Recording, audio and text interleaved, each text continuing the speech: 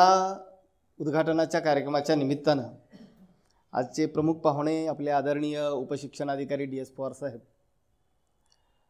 गणिताचे माझा विषय गणित सायन्स आहे असं सांगत त्यांनी इतकं मराठीचं सांगितलं की आपल्याला आता ऐकायला आणि सांगायला सुद्धा काही ठेवलं नाही. आणि जाता जाता म्हणले मला की मी तुमच्यातलं बरंचसं घेतोय म्हणून.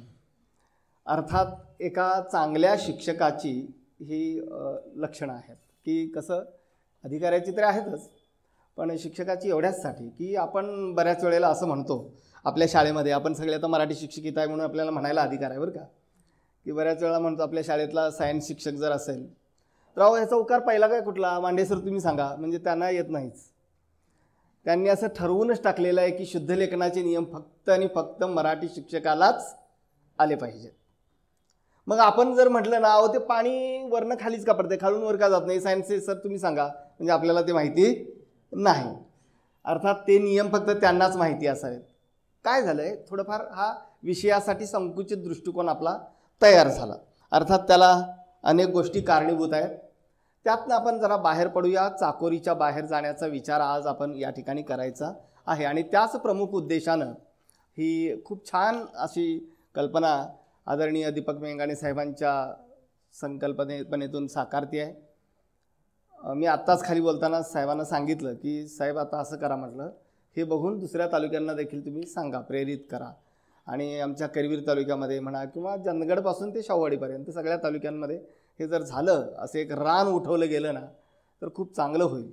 अर्थात हे फक्त एका दिवसापुरतं असणार नाही, याची मात्र काळजी आपण घेऊया. तर हे अविरतपणे चालणारं काम आहे असं आपण लक्षात घेऊया. अशा पद्धतीने हा उपक्रम आता जिल्हाभर जाईल आणि त्याचा उद्घाता आपण भुदरगड तालुका शिक्षक सगळे आहात. खूप छान आनंद वाटतो आपल्यासमोर बोलताना. या ठिकाणी या तालुक्याच्या सभापती ज्या आपल्याच भगिनी आहेत, आपल्या विषय सहकारी आहेत, त्या आदरणीय नलवडे मॅडम.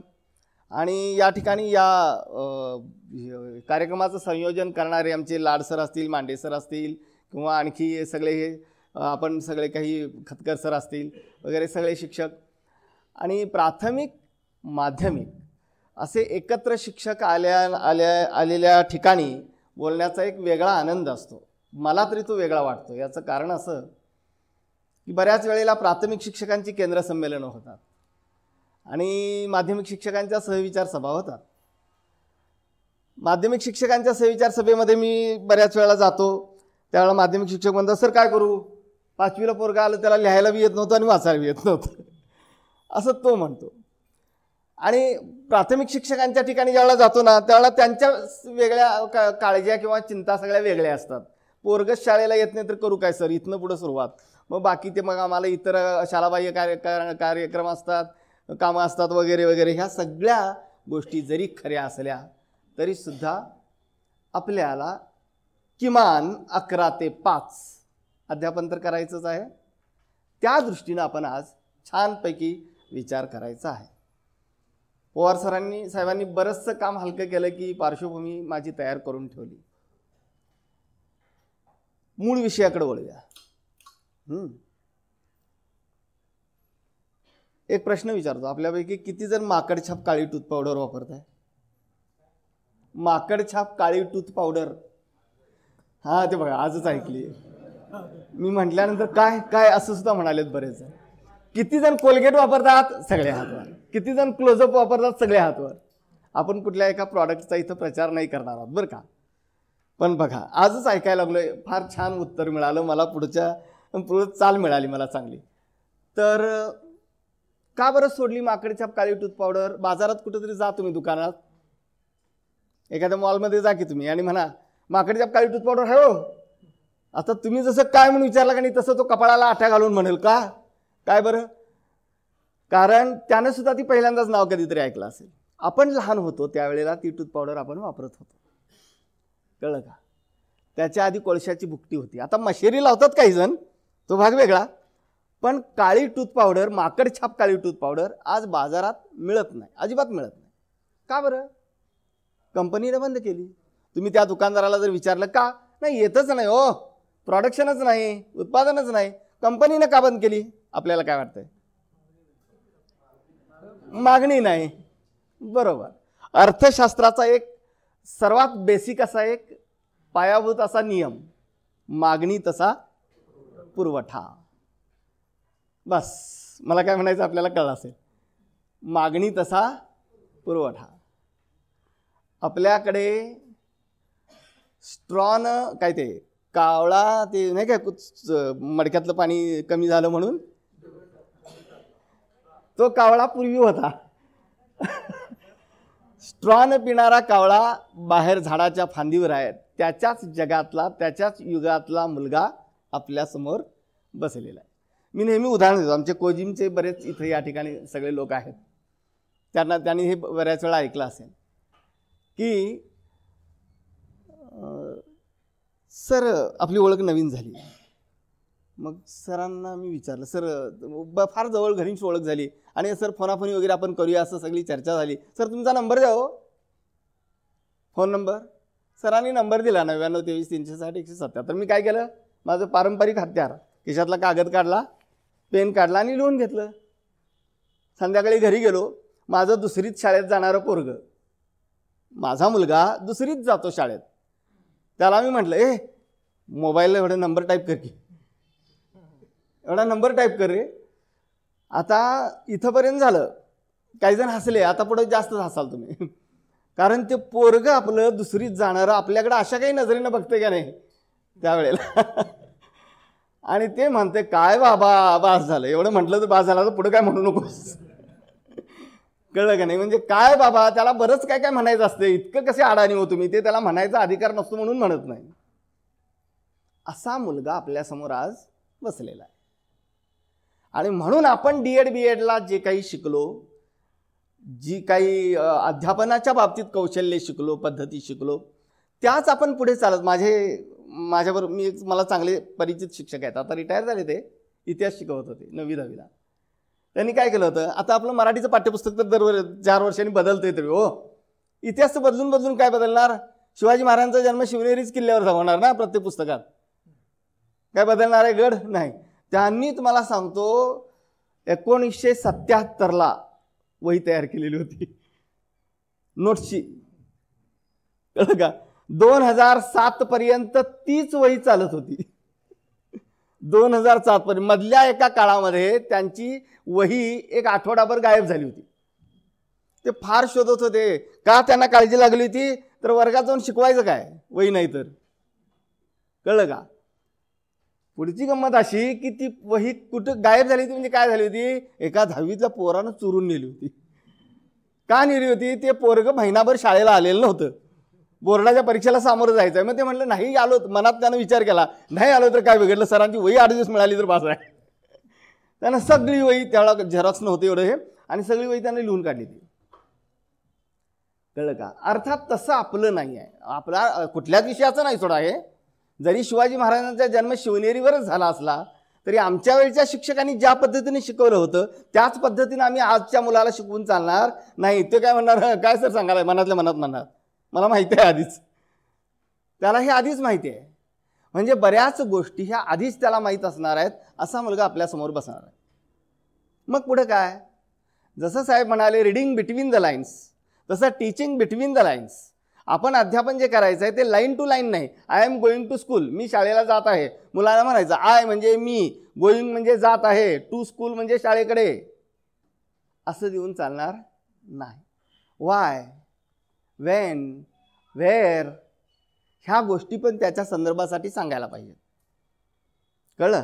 अशा पद्धतीनं चाकोरीच्या बाहेर जाऊन, म्हणजेच ओळींच्या बाहेर जाऊन आणि पाठ्यपुस्तकाच्या बाहेर जाऊन आपल्याला आज मुलांच्या समोर जाणं ही काळाची नव्हे, आपली गरज आहे.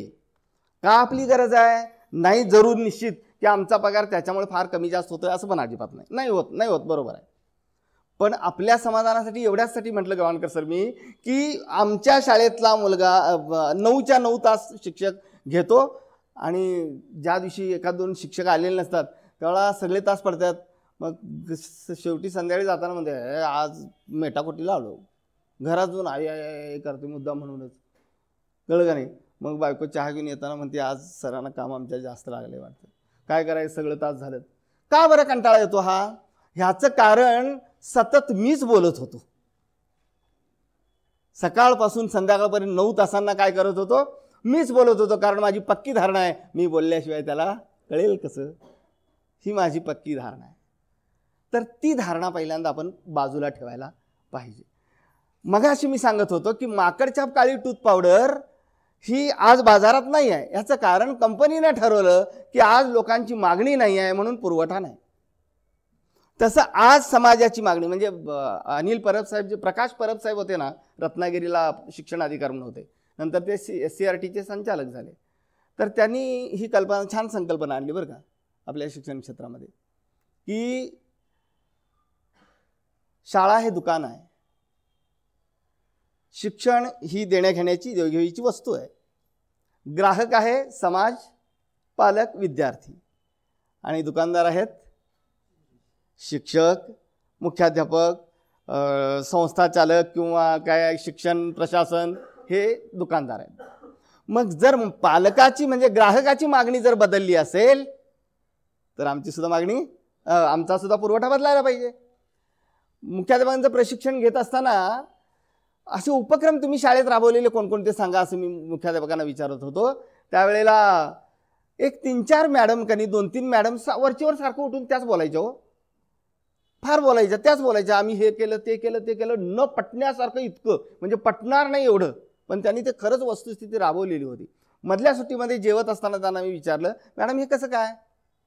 ते काय म्हणल्या माहिती आहे का, त्या इंग्लिश मिडियमच्या मॅडम होत्या.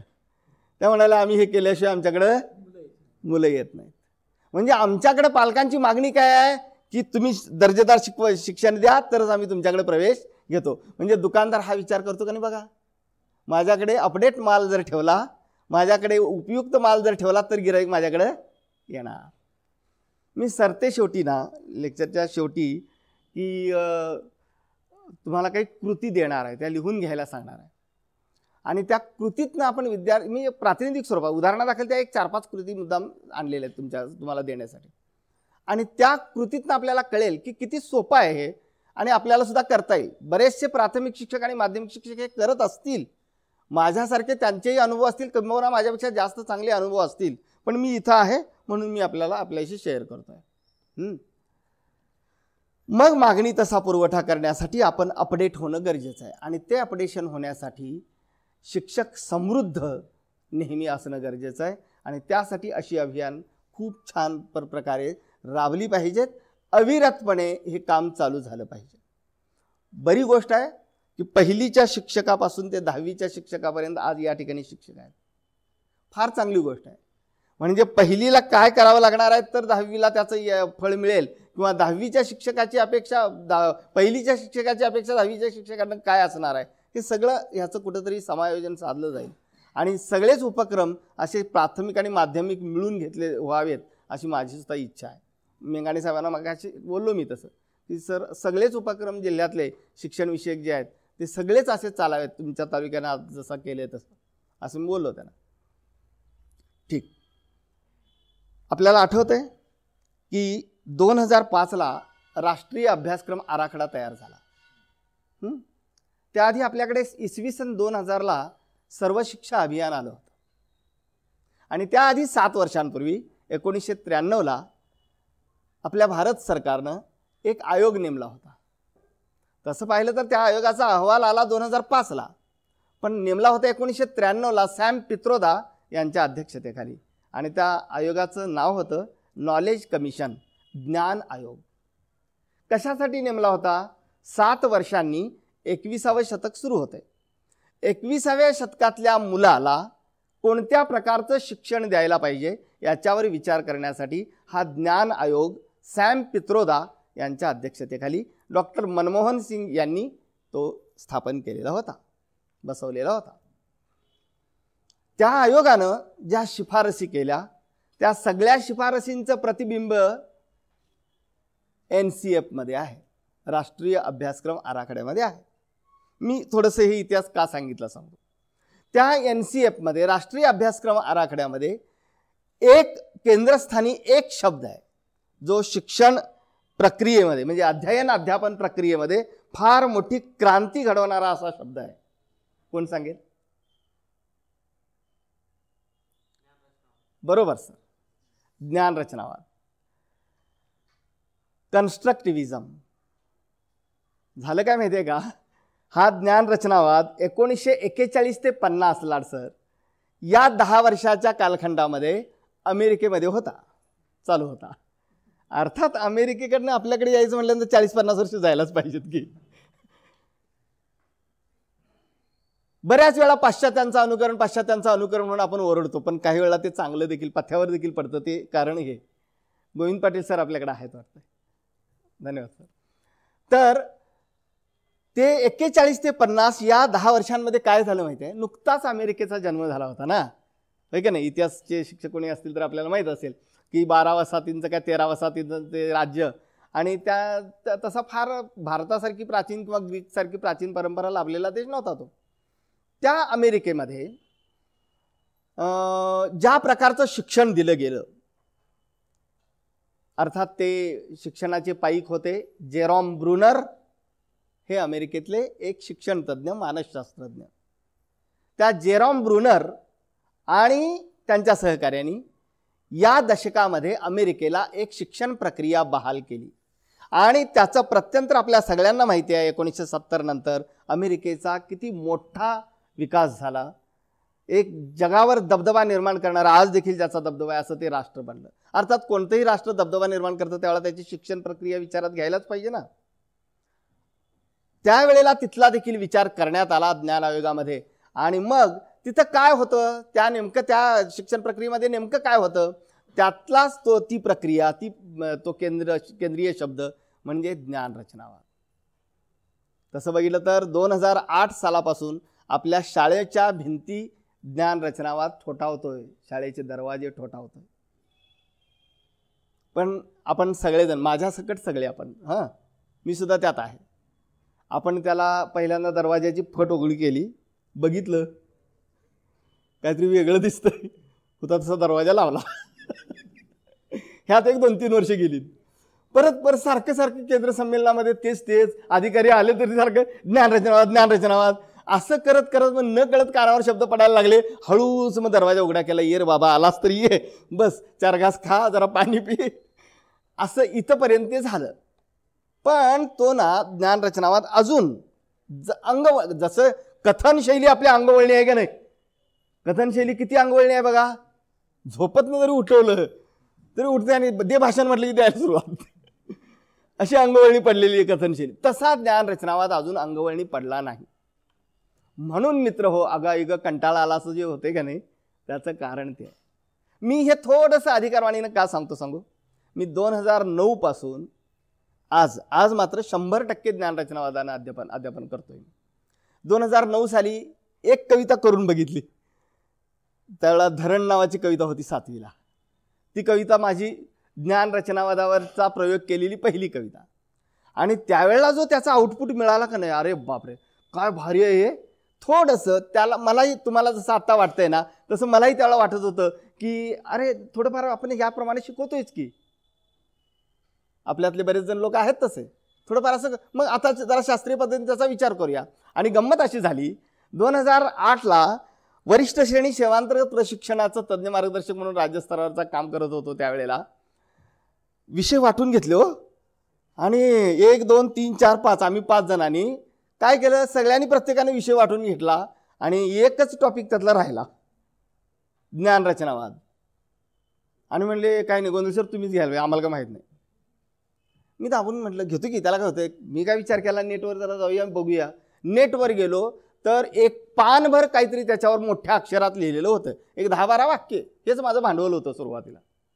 सुदैवानं डॉक्टर हेमलता पारसनीस मॅडम या SCRTमध्ये होत्या.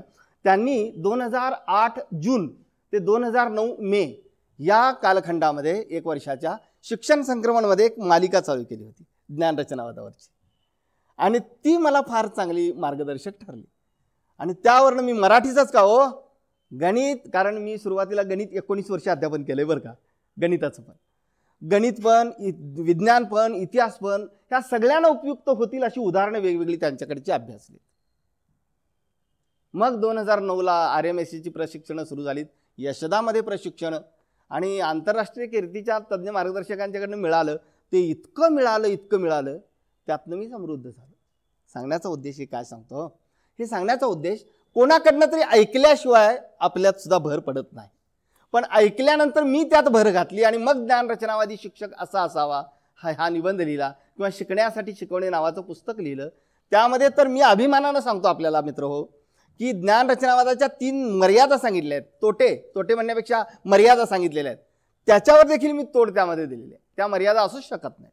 कारण असाच तुमच्यासारखा बोलत होतो, तुमच्यासमोर जसा बोलतोय तसं 150-200 शिक्षक होते आणि एक शिक्षक उठून उभं राहिले शेवटी 2.5 तास झाल्यानंतर आणि म्हणाले, सर तुमचा ज्ञानरचनावाद आम्हाला काही उपयोगाचा नाही. मी 2-2.5 तास बोललो आणि शेवटी ते म्हणले की आम्हाला काही उपयोगाचा नाही. कोल्हापुरातल्या एका नामांकित शाळेचा तो शिक्षक. मी म्हटलं का हो? माझ्या वर्गात 120 मुलं आहेत म्हणलं. 120 मुलं. मी क्षणाचा विलंब न लावता म्हटलं तुम्ही सर आधी पहिल्यांदा अवलंबा म्हटलं ज्ञानरचनावाद. का? आता तुम्हाला 120 मुलांच्याकडे असं जर बघत गेलात का नाही तरी तास पुरायचा नाही. आणि तेच जर तुम्ही प्रत्येक 10-10 मुलांचा 12-12 मुलांचा जर गट केलात तर 10 गट तयार होतील. आता तुम्हाला किती जणांच्याकडे बघावं लागेल? 10. बस म्हटलं तुम्ही आधी पहिल्यांदा हे करा म्हटलं. अजून सर ते भेटतात मला. सर म्हणले माझ्या डोक्यात प्रकाश पाडला म्हणले त्यावेळेला तुम्ही. नाहीतर आम्ही फार मोठ्या गैरसमजात होतो. सांगण्याचा उद्देश असा की आम्ही गैरसमजापोटी दरवाजा बंद केलेला आहे. तो उघडा. मी अनुभवानं सांगतो, आपल्यातले देखील काही अनुभव संपन्न असे लोक या बाबतीत असतील ते सुद्धा सांगतील की खरोखर ज्ञानरचनावाद जर आपण अवलंबला ना मित्र हो, आपण प्रत्येकजण विद्यार्थ्याच्या जास्त आवडीचे बनू तर बनूच. याशिवाय आपलं आयुष्य 4-5 वर्षांनी निश्चित वाढेल याची खात्री आहे. बाजारात हे काय नवीन आलेलं औषध म्हणा आरोग्यावरचं. खरंच सांगतो तुम्हाला. तजेलदार राहतो आपण सतत उत्साही, सदैव उत्साही. कळलं का? जाऊया आता पुढे. जेरॉम ब्रुनर आणि त्यांच्या सहकाऱ्यांनी ही संकल्पना आणली. मूळ शब्द आहे कॉन स्ट्युअर. CON कॉन STURE स्ट्युअर. कॉन स्ट्युअर हा लॅटिन शब्द आहे. त्याच्यावरनं इंग्रजी क्रियापद तयार झालं टू कन्स्ट्रक्ट म्हणजे रचना करणे. एक सांगतो, हे नवीन तत्वज्ञान अजिबात नाही. विधात्याने निर्माण केलेलं तत्वज्ञान आहे. पुढं पुढं आपल्या लक्षात येईल की माझी जडणघडण अशीच झाली या ज्ञानरचनावादानं. आपल्या लक्षात येईल पुढं पुढं. आणि टू कन्स्ट्रक्ट म्हणजे रचना करणे. इथं ज्ञानाची रचना म्हणून ज्ञानरचना. कन्स्ट्रक्टिव्हिजम हा इझम म्हणजे विचार प्रवाह. ज्ञानरचनावाद लक्षात आलं. आम्ही ह्याच्यात असताना यशदामध्ये असताना त्याला आणखी एक शब्द जोडला, सं. ज्ञान संरचनावाद. इथं सम्यक या अर्थानं शब्द आलेला आहे. सम्यक सर्वसमावेशक असा अर्थानं ज्ञान संरचनावाद. इथं काय आहे? वर्गात सुरुवात पाठाची आपण कशी करतो मराठीचे शिक्षक मित्रांनो? मग सरांनी सांगितलं कुठल्या पानावर आलोय तसं नव्हे. एवढं काय आपण नाही पण करत. आपण इथंपर्यंत जातो निश्चित की बाळ चला कुठला पाठ झाला आपला काल. ओके, आज आपण या पाठाला सुरुवात करू. आम्ही चांगली तयारी करून आलोय बरं काय MS पाटील सर. खूप चांगली तयारी करून, मी एखाद्या पाठाची चांगली तयारी करून आलोय आणि मी आता मुलांच्या समोर गेलो तर पहिल्यांदा मी काय सांगणार सांगा बघूया. पहिल्यांदा पाठाची एखाद्या सुरुवात करताना पहिल्यांदा काय करणार? पूर्वज्ञान. क्या बात है, मस्त. पूर्वज्ञान जागृत करणे. लेसन नोटमध्ये पहिलं वाक्य प्रस्तावनेमध्ये काय असतं आपलं? पूर्वज्ञान जागृत करणे. आता त्याचा अर्थ आपण किती सोयीस्कर पद्धतीने घेत आलोय जरा बघा. गंमत सांगतो तुम्हाला मॅडम. मी एक उदाहरण देतो. मी नेहमी उदाहरण देतो. तुमच्याकडनंच उत्तर आलं, तुमच्यासाठीच आता उदाहरण आहे ते की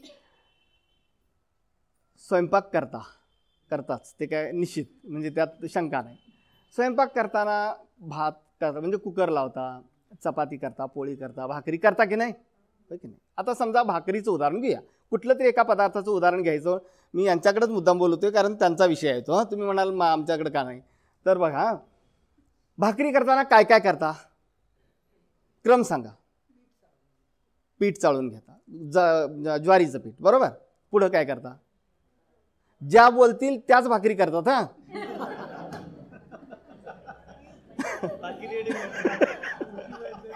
आता कारण मगापासून 2-3 वेळा ह्याच मॅडम बोलला म्हणून म्हटलं. हां बोला बोला.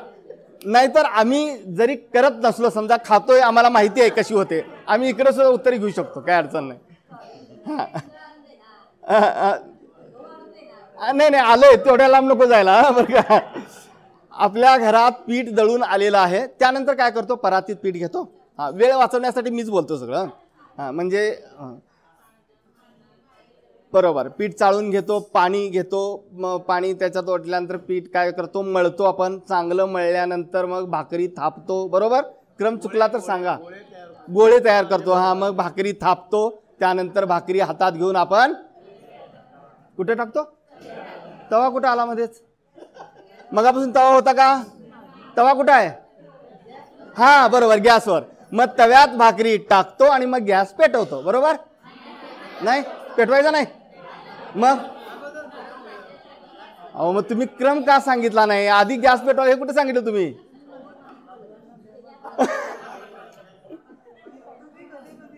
बर, गॅस आधी पेटवायला भाकरी टाकायची आधीच. विचार करा, एवढा गॅस वाया जातो स्वयंपाकघरात आपल्या. हा का, बोला की, सांगा की कुठेतरी. असं आहे काय, कसं सांगा, तापलेलं तव्यावरच भाकरी भाजायला पाहिजे. बरोबर, अगदी बरोबर. आपण वर्गात येऊन डायरेक्ट भाकऱ्या टाकायला लागलो तर भाकरी भाजणार नाही, तवा तापवावा लागेल. समजलं काय, समजलं. आता इकडे बघा, काल भाकरी भाजलेले होते की त्यावेळेला तवा तापलेलाच होता, पुन्हा तो गार झाला का नाही. अगदी बरोबर, अगदी बरोबर. म्हणजे आज मी जे शिकवणार आहे ना, पूर्वज्ञान नाही म्हणायचं, आता जरासा शब्द बदलायला लागेल, त्यासाठीच आपण सगळं चाललंय. म्हणून कालचा तवा चालणार नाही, बरोबर आहे की नाही, पुन्हा नव्यानं तापवायला लागणार आहे. म्हणजे आज मी शिकवणार आहे, त्यासाठी मी तवा प्रिपेअर करणार आहे, बरोबर, रेडी करणार आहे. हां, आज मी करणार आहे, त्याबद्दल वातावरण निर्मिती सांगितलं. आणि कोण सांगेल, आणि कोण सांगेल, पूर्वज्ञान तर शब्द घेऊ नका आता. हां, तयारी करून घेणार. आणि कोण सांगेल, बोला प्लीज. मला वायर नाही, जास्त मोठी नाही, त्यामुळे मला आत येता येत नाही, पण बोला. हां, बरोबर सर, छान, अगदी परफेक्ट शब्द सांगितला. मुलांची जिज्ञासा वाढवायला पाहिजे. एक सांगतो, तुम्ही आम्ही बोलायला कसं शिकलो, विचार करा. लहानपणी कधीतरी बाबांच्या पप्पांच्या हाताला बोटाला धरून निघाला असणार तुम्ही. जाताना एखादा प्राणी दिसला असेल, म्हैस निघाली असेल रस्त्यावरनं, आपण विचारलं, बाबा हे काय, विचारलं, मग बाबांनी काय सांगितलं, म्हैस. जर त्याच्या आधी हे बरं इकडे लक्ष दे, म्हैस म्हणतात, लक्ष दिलं असतं नाही. पोरगं भाव खाते अशा वेळेला जास्तच. न विचारता जर कोण काय सांगत असलं, पोरगं लक्ष देत नाही. बघा तुम्ही आज घरात जाऊन प्रयत्न करून, नातवाला वगैरे नाही, त्यानं विचारलं ना ते ऐकतंय. मग ते म्हणते होय, बर बर. एक मुलगा आपल्या बाबांच्या बोटाला धरून असाच निघाला होता. गावात सर्कस आलेली होती. सर्कशीतल्या वेगवेगळ्या प्राण्यांची मिरवणूक चाललेली होती. हां, फेरी चाललेली होती. त्यातनं एक हत्ती त्यात दिसत होता. पोरग्याचं लक्ष त्या हत्तीनं वेधलं, कारण एवढा मोठा अकराळ विक्राळ असा प्राणी. पप्पांना विचारलं त्यानं, पप्पा काय आहे, पप्पांनी सांगितलं हत्ती. पोरगं म्हणालं काय, हत्ती. समजून घ्या व्यवस्थित, हत्ती. घरात इंग्लिश मिडियमला जाणारं पोरगं घरात आलं, घरात इंग्लिश अंकल्पी होती. घरात पोरानं ई फॉर इलेफंट काढलं, तिथलं बाबा हत्ती, इलेफंट. काय सांगितलं, बापांनी ज्ञान दिलं का नाही. हां, आपण इथं चूक करतोय. बाबांनी दिलं ते काय दिलं, बोला. बाबांनी काय दिलं, त्याला दिशा दिली. आणि कोण सांगेल, आणि कोण मार्गदर्शन केलं, बरं. आणि कोण सांगेल, हां जाणीव दिली. आणि कोण सांगेल, ह्या सगळ्याचं एकत्रित शब्द सांगतो, माहिती दिली. बाबांनी काय दिली, माहिती दिली. माहिती दिल्यावर त्या पोरग्यानं काय केली, ॲक्शन. होय, लक्षात आलं का, प्रक्रिया. कारखाना, कच्चा माल मिळाला, कारखान्यात आता साखर तयार व्हायला लागली. हो, लक्षात आलं का, ही प्रक्रिया झाली. माहितीवर प्रक्रिया होते, त्यावेळेला त्याचं ज्ञानात रूपांतर होतं. ज्ञान कुणी तयार केलं, मुलानं स्वतःहून तयार केलं. ज्ञान कुणीही, ज्ञान देण्याची वस्तू नाहीच आहे मुळात. ज्ञान ही देण्याची गोष्ट नाहीच आहे मुळात. ज्ञान ही स्वयंस्फूर्त क्रिया आहे, ज्ञान निर्मिती ही. स्वतःहून तयार करायचे, स्वतःहूनच होते. आणि एक मजेशीर उदाहरण देतो मी, विषयांतर अजिबात करत नाही बरं का, ह्यातनंच तुम्हाला ज्ञान रचना कधी असा तुम्हाला समजला नसेल या पद्धतीनं, तसा मी सांगतोय तुम्हाला, ऐका व्यवस्थित. मग अशी भाकरीचं उदाहरण दिलं ना, आता हे उदाहरण दिलं. आणखी एक उदाहरण देतो, सगळ्यांनी अनुभवलेलं आहे. आपल्या घरात नुकतंच बोलायला लागणारा बाळ. मी त्याच बाळाचं उदाहरण एवढ्यासाठी घेतोय की त्याची अजूनही कोणतीही भाषिक प्रगती झालेली नाही. आता त्याची सुरुवात आहे, म्हणजे त्याच्या आयुष्याची पहिली इयत्ता आहे ती. एक 1.5 वर्षाचं पोरग. आई नेहमी काय म्हणत असते, ते बघ दादा आला, ते बघ दादा बसला. घरात मोठी एक आकृती आहे, हो आकृती आहे ना, ते बघ दादा आला, ते बघ दादा बसला, ते बघ दादा उठला, ते बघ दादा जेवला, ते बघ दादा शाळेला चालला. बाळ काय म्हणतं, होय म्हणजे ही आकृती म्हणजे काय, दादा. आईनं पुन्हा पुन्हा पुन्हा पुन्हा पुन्हा पुन्हा फिडिंग केलं, माहिती दिली. हां, बाळानं पुन्हा पुन्हा तेच होते, पुन्हा पुन्हा तेच होते, याचा अर्थ त्याच्या मनामध्ये संकल्पना तयार व्हायला लागली. आणि मग एक दिवशी ते काय म्हणतं, काय म्हणतं, दादा नाही म्हणत लगेच, तुम्हाला माहिती पाहिजे, दा.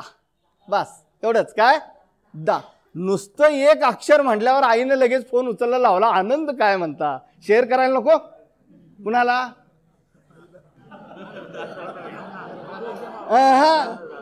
इथं आपला नंबर नाही येतो, तिच्या आईला.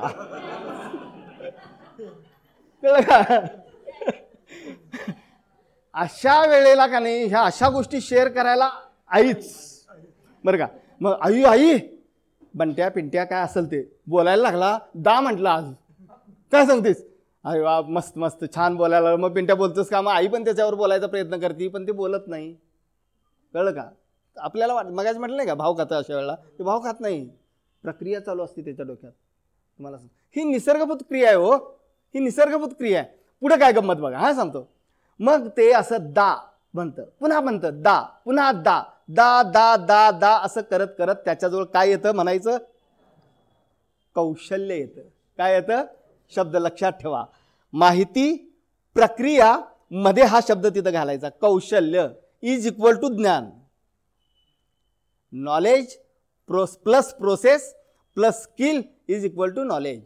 हा मानसशास्त्रीय सिद्धांत आहे बरं का, हा मानसशास्त्रीय सिद्धांत आहे. हा, आता गंमत बघा. मग झालं, दादा म्हणायला लागलं, हळूहळू दादा दादा म्हणायला लागलं. आता घरात मोठी एक आकृती आहे की, हा आईने शिकवलेलं, बा बा बा बा बा बा असं शिकवलेलं. एके दिवशी नेहमीच मधल्या दुपारच्या वेळा वगैरे आई शेजारणीच्या घरात जाते, मैत्रीण असते, तिच्यावर गप्पा मारत बसते. आता ज्या वेळेपासून पोरगं बोलायला लागतं त्यावेळेला हे पोरगं म्हणजे डेमॉन्स्ट्रेटिव्ह ॲटमच झालेलं असतं. बरोबर आहे का नाही, आपण सुद्धा केलं हे. असं काहीतरी जरा यायला लागलं का नाही, हे करून दाखव करून दाखव करून दाखव, ते करत नाही. आपण लई खजील होतोय. घरात राज इतकं मनात इतका का नाही, घरात नको म्हणताना करतोय, आणि इथं काय आपला युगो जागृत होते त्यावेळेला. मग पुढे काय होतं बघा,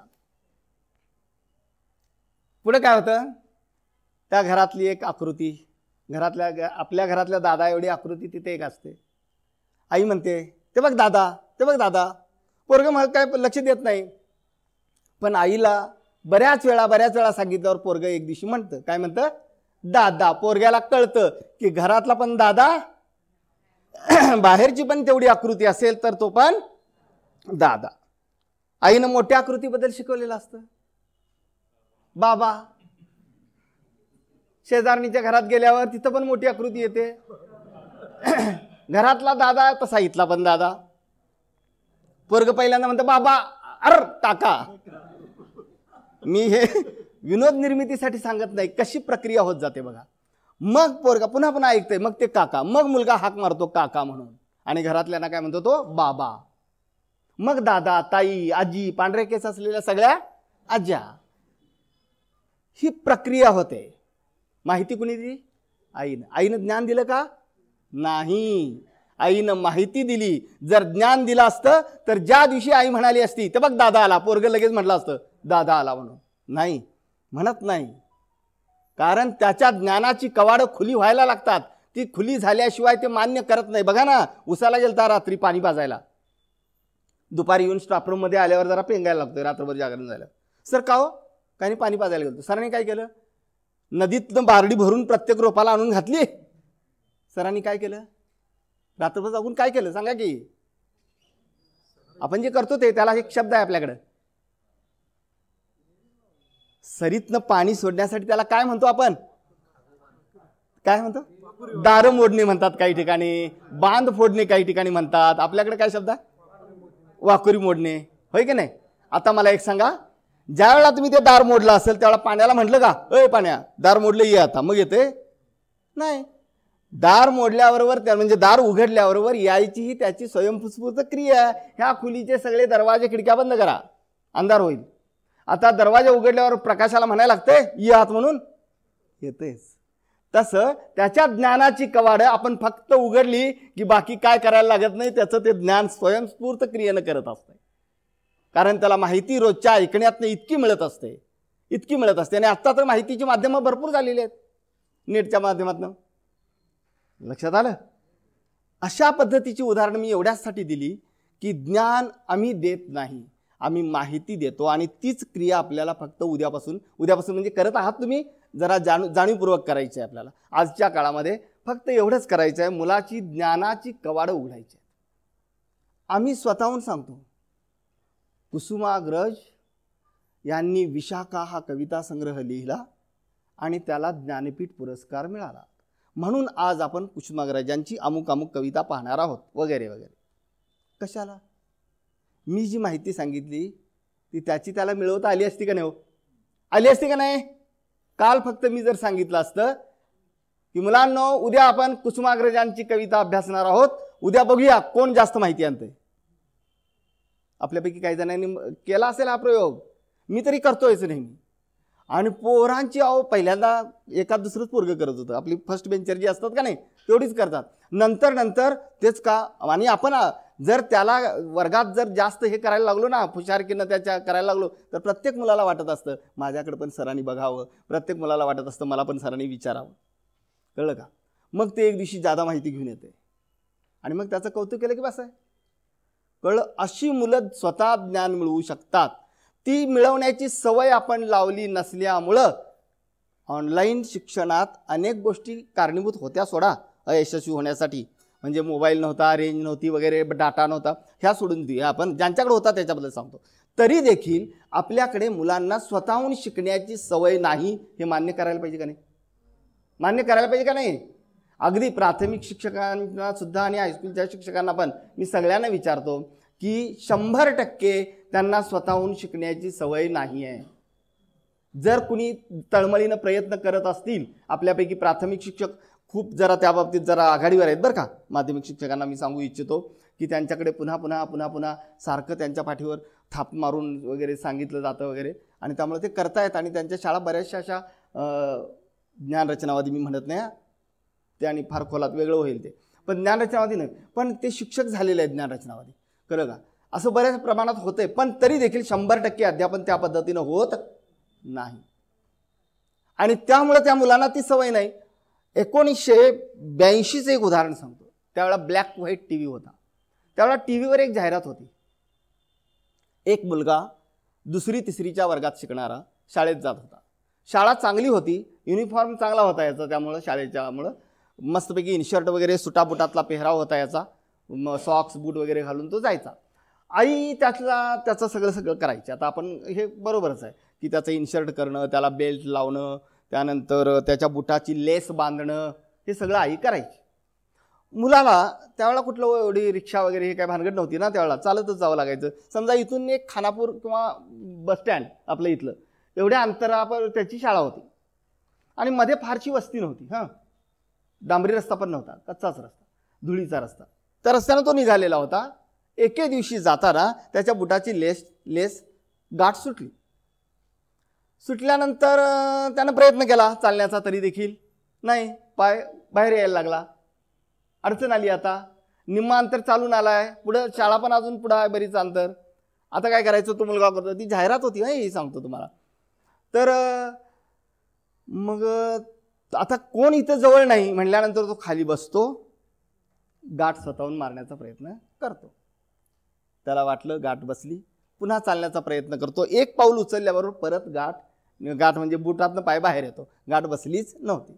पुन्हा बसतो, पुन्हा गाठ मारण्याचा प्रयत्न करतो, परत ते झालं नाही. 2 पावलं चालल्यावर परत निघाला पाय, म्हणजे गाठ बसलीच नव्हती, पुन्हा काही जमलं नाही.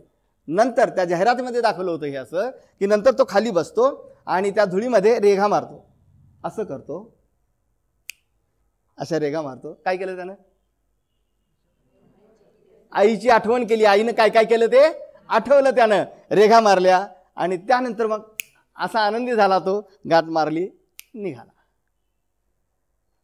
समजा ही वाट मुलाच्या जीवनाची वाट आहे. कळलं का? या वाटेवर जाताना पूर्वीसारखं नाही आहे. पूर्वी आपल्या वेळा 10 वर्षातनं एकदा पुस्तकं बदलत होती, आता 10 दिवसांनी एकदा पुस्तक बदलतोय का नाही? बघा ना, म्हणजे 4 वर्षांनी आता आपला अभ्यास पुस्तकं पाठ्यपुस्तकं 4 वर्षांनी बदलायला लागलेत. तसं रोज नवीन समस्या त्याच्यासमोर येत आहेत. आजच्या जीवनामध्ये इतक्या समस्या वाढून ठेवल्या आहेत मुलाला, त्यावेळेला प्रत्येक वेळेला माझे गुरुजी, माझे सर असणार आहेत का त्याच्यासमोर? नाही. मग त्याला आम्ही फक्त सब्जेक्ट नॉलेज म्हणजे आशय देऊन नाही चालणार आहे. त्याला आशय कसा निर्माण करायचा किंवा ज्ञान कसं निर्माण करायचं ह्याचं कौशल्य प्रदान करायचं.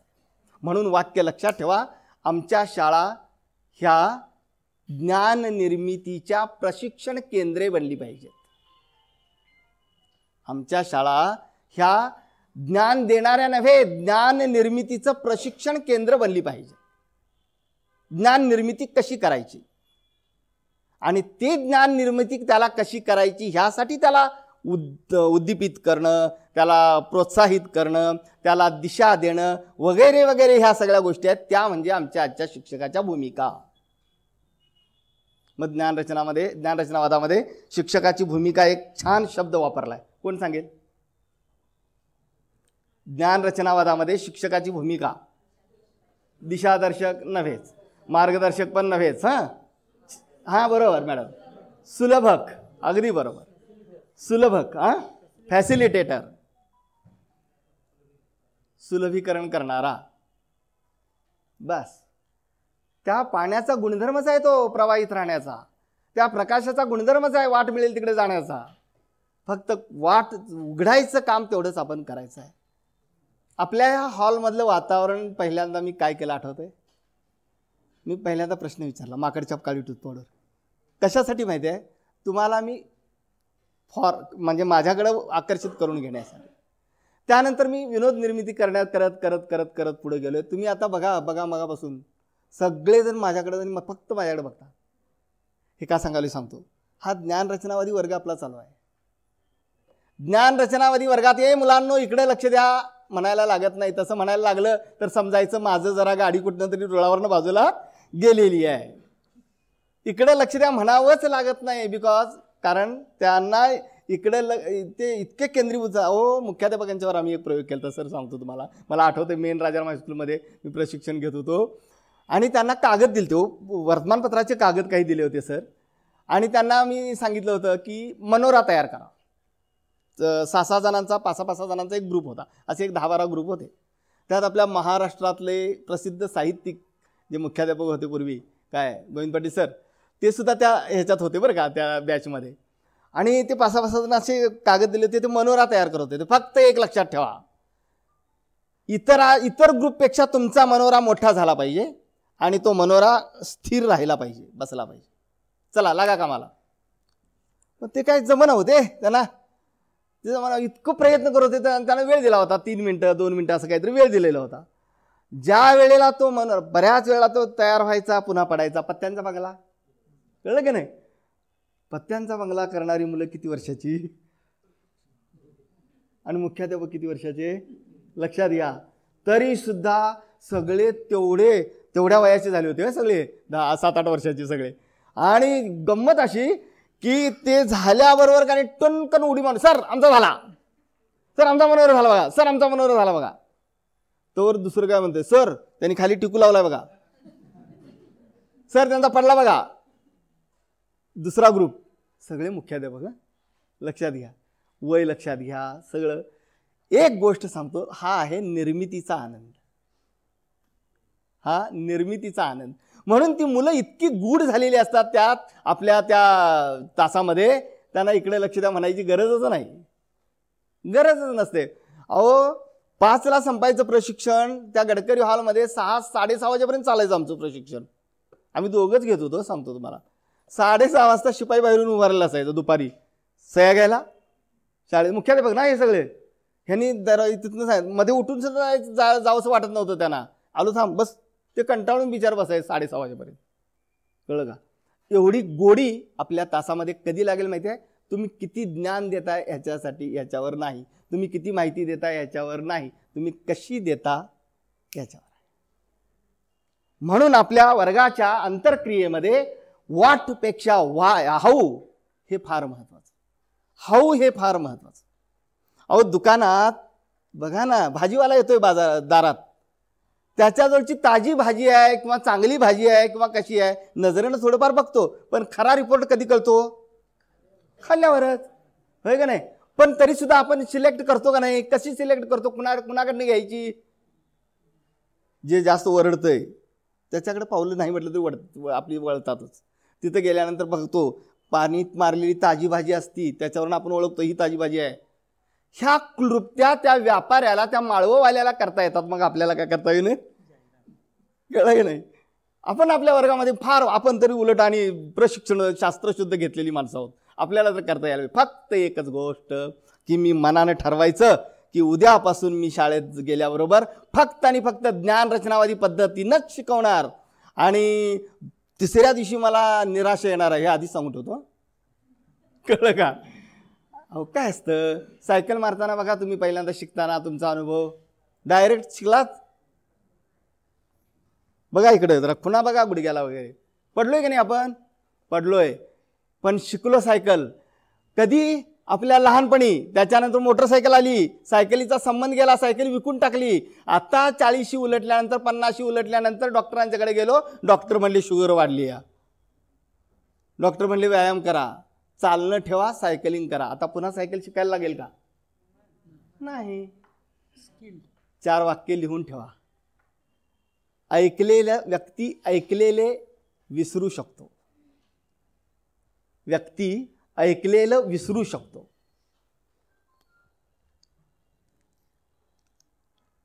दुसरं वाक्य, व्यक्ती पाहिलेलं लक्षात ठेवू शकतो.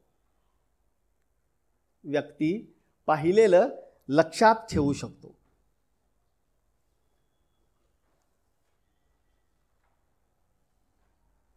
तिसरं वाक्य, व्यक्ती केलेली गोष्ट विसरणार नाही. स्वतः, थोडक्यात कंसात, व्यक्ती स्वतः केलेली गोष्ट विसरणार नाही. आणि चौथं शेवटचं वाक्य काय असेल सांगा? पाहणे, ऐकणे, कृती करणे. पुढचा शब्द कोण सांगेल? हा, वापरलेलं, अनुभवलेलं. हां बोला तुम्ही. नाही, त्या वाक्य बघा, त्याच्यात केलेली पहिली गोष्ट ऐकलेली, नंतर दुसऱ्या वाक्यात आलं पाहिलेली, नंतर केलेली, आता चौथ्या वाक्यात शिकलेली, अनुभवलेली. बर, आणि बोला, पुन्हा पुन्हा केलेली. बर, अजून निर्मिलेली. निर्मिलेली गोष्ट, व्यक्ती निर्मिलेली गोष्ट कदापि विसरणार नाही. सायकल चालवणं हे ज्ञान आपण निर्माण केलं. पोहणं बघा ना, पोहणं कधी लहानपणी शिकलो होतो, त्यानंतर आपण पोहायला कधी गेलो नाही. आत्ता जर पाण्यात उडी टाकली पुन्हा शिकावं लागतं का डबा लावून? नाही, बरोबर की नाही? म्हणून पतंग जर मुलांना तयार करायला दिला आणि त्या मुलांनी, आम्ही काय करतो माहिती आहे का? आमच्या सायन्स शिक्षकांनी फार मजा केली, सांगतो तुम्हाला. 1987ला 76ला कोठारी आयोग आला का नाही, आणि तिथं शिक्षणाचा मध्ययुगीन कालखंड सुरू झाला बरं का. 76च्या आधीचा प्राचीन कालखंड होता, तो शिक्षक केंद्रीय होता. मध्ययुगीन कालखंड 76 ते इसवी सन 2000 इथपर्यंत मध्ययुगीन कालखंड बालक केंद्रीय होता. कळलं का? आता मध्ये आपल्याला प्रश्न विचारतो, आता 2000 नंतर काय केंद्रीय? लोक, वेळ जातोय म्हणून मी सांगतो, असंच बऱ्याच वेळा वर्गात होते नाही, आपणच प्रश्न विचारतो आणि आपणच उत्तरं देतोय, कारण पोर्शन संपवायचा असतो हो. काय मजा त्या पोर्शननं तरी आपली केली आहे सांगतो तुम्हाला, कळलं का नाही. नाहीतर मुख्याध्यापक मागे लागले, सर 2 प्रकरणं राहिल्यात, झाली पाहिजेत, जादा तास घ्या. पालक पण म्हणून आठवते का हायस्कूलचे शिक्षक, विशेषतः प्राथमिकचं मला माहीत नाही, पण मध्यंतरीच्या एका पुस्तकात पाठाच्या नावाखाली कंसात होतं बघा, स्वयं अध्ययनासाठी होतं का. शिकवले का नाही तो ते धडे सुद्धा शिकवले का नाही. मी सुद्धा शिकवलं. कुठलं ते बदलते बोरगाव किंवा ती शाळा, काय कविता होती की ती पद्मावळींची कविता, काय काहीतरी होती बघा ती, नाही शाळावरची, शाळेला जायचं आहे असं काहीतरी होती बघा ती. हां, ती कविता खाली स्वयं अध्ययनासाठी होतं, तरी बी आम्ही शिकविलं. तुम्ही म्हणाल सर काय करणार, पोरांना आम्ही शिकविल्याशिवाय शिकल्यासारखं वाटत नाही, आणि पालकांना तर त्याच्यापेक्षा जास्त. न शिकवता जर गेलो तर पालक म्हणतोय दुसऱ्या दिवशी येते आणि म्हणते काय सर, मग मुख्याध्यापकाला म्हणतोय तुमचं मराठीचं सर ते काय शिकवतच नाहीत, मधली 2 प्रकरणं शिकवलीच नाहीत बघा त्यांनी. मुख्याध्यापक मग काय म्हणतात, बोलवतात आपल्याला, आपण म्हणतो अहो सर ते स्वयं अध्ययनासाठी. असू देत की सर, तुमचं काय बिघडलं, शिकवा की 1 तास जादा घेतला तरी.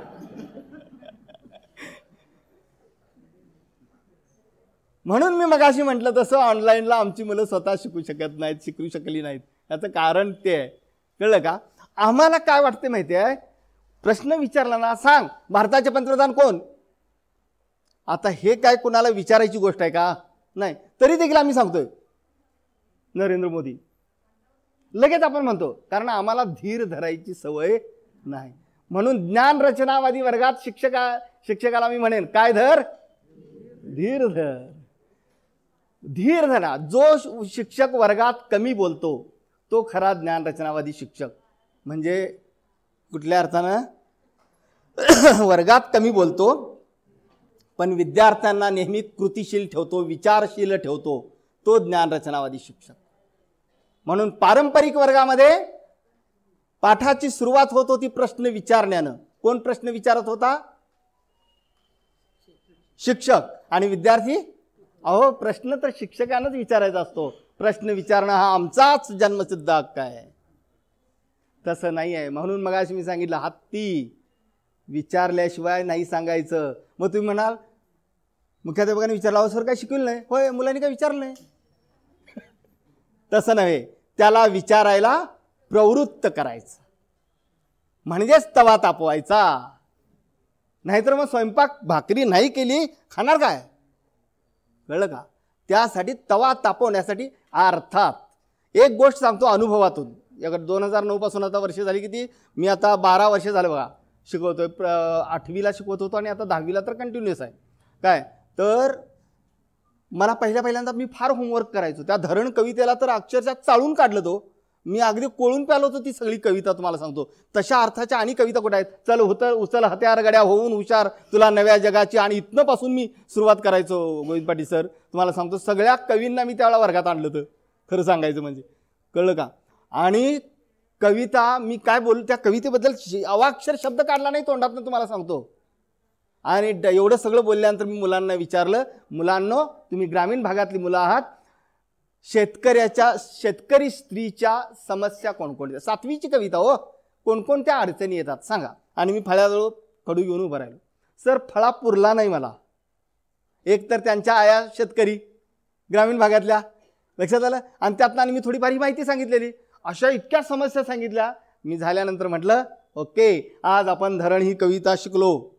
पोरे एकदम अशी माझ्याकडे बघायला लागली, असं कसं काय असं पण, आणि आश्चर्यचकित होऊन मी म्हटलं ह्या धरण ह्या कवितेमध्ये स्त्री शेतकरणीची म्हणजे ग्रामीण स्त्रीचे, शेतकरी स्त्रीच्या काही जीवनातील दैनंदिन अडचणी सांगितल्या आहेत, समस्या सांगितलेल्या आहेत.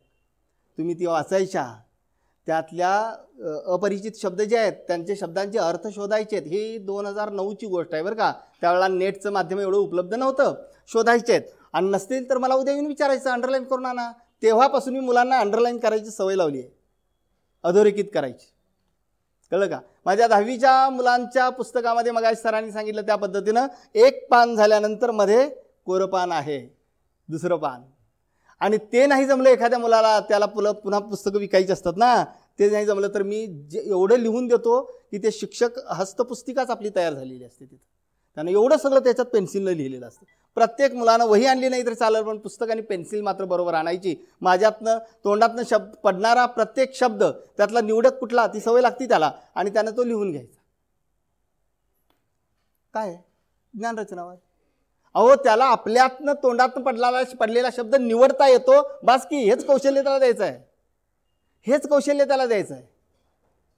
कळलं? सांगत होतो मी तर त्या धरण कवितेचं मी टीचिंग काय केलं, पहिल्यांदा खूप होमवर्क केलं, खूप तयारी. सांगतो, ज्ञानरचनावादी शिक्षक बनायची पहिली पायरी पाठाची पूर्वतयारी भरपूर करा.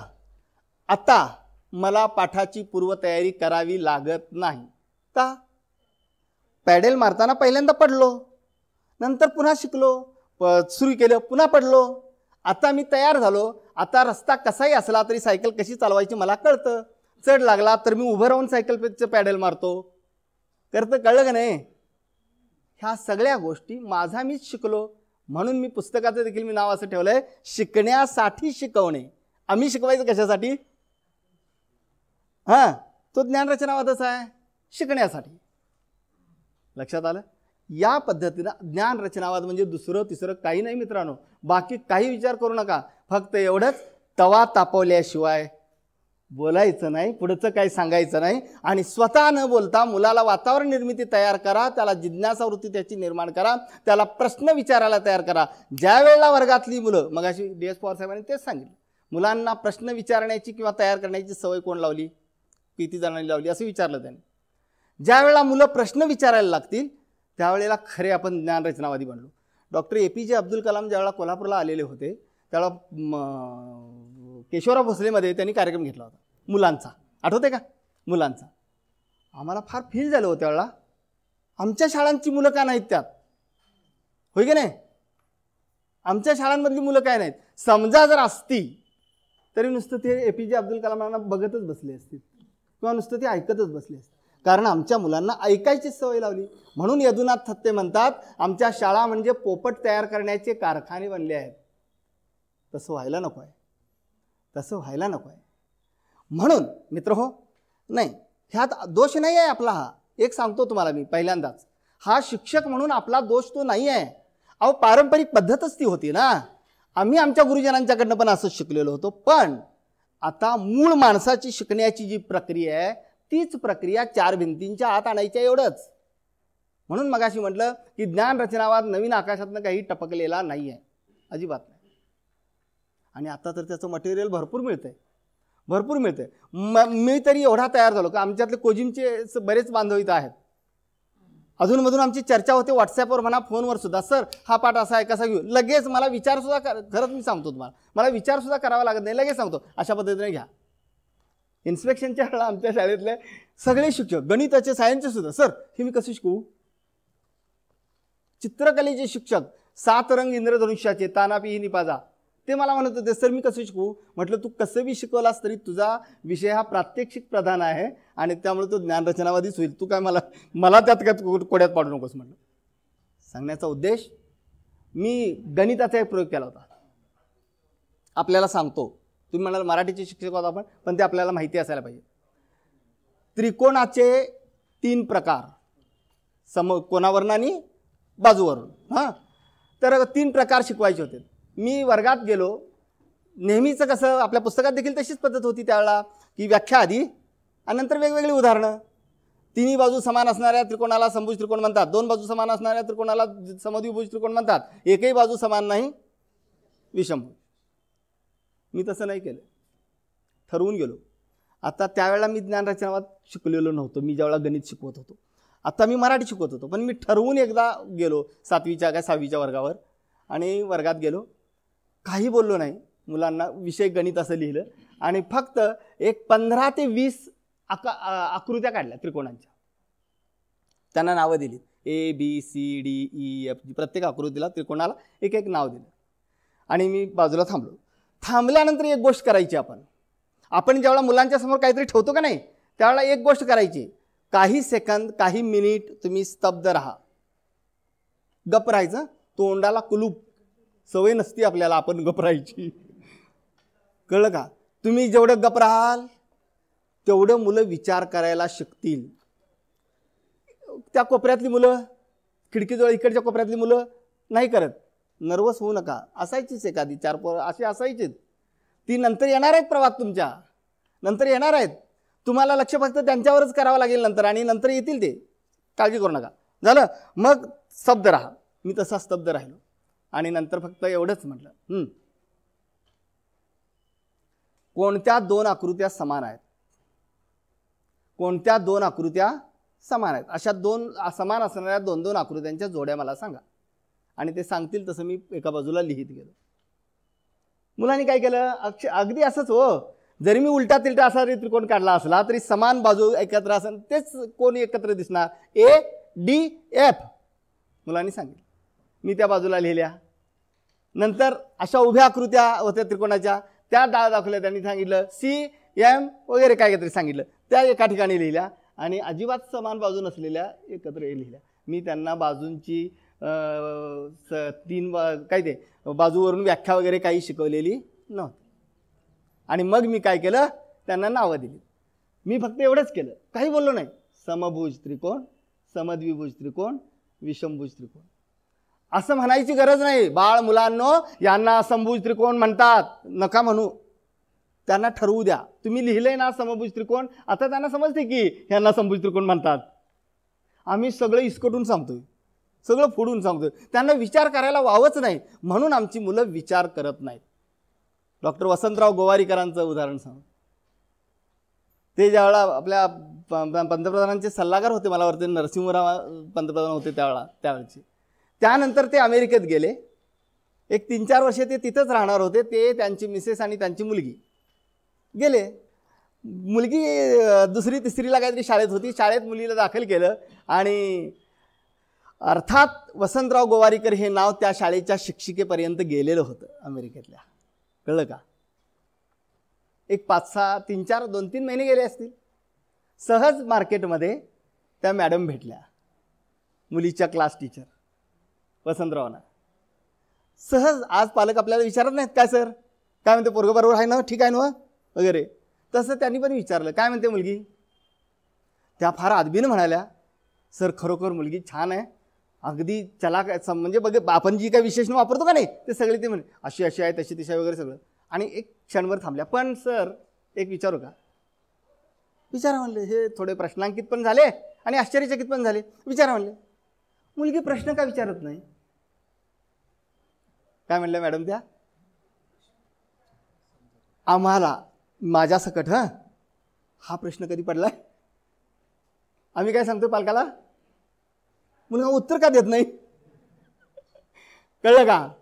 त्यांच्या शाळेतली ती प्रचलित पद्धत की मुलानं प्रश्न विचारल्याशिवाय त्याची ज्ञान निर्मिती होणार नाही.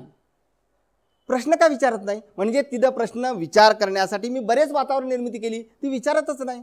का? तर तिला सवय लागलेली इथली आधी.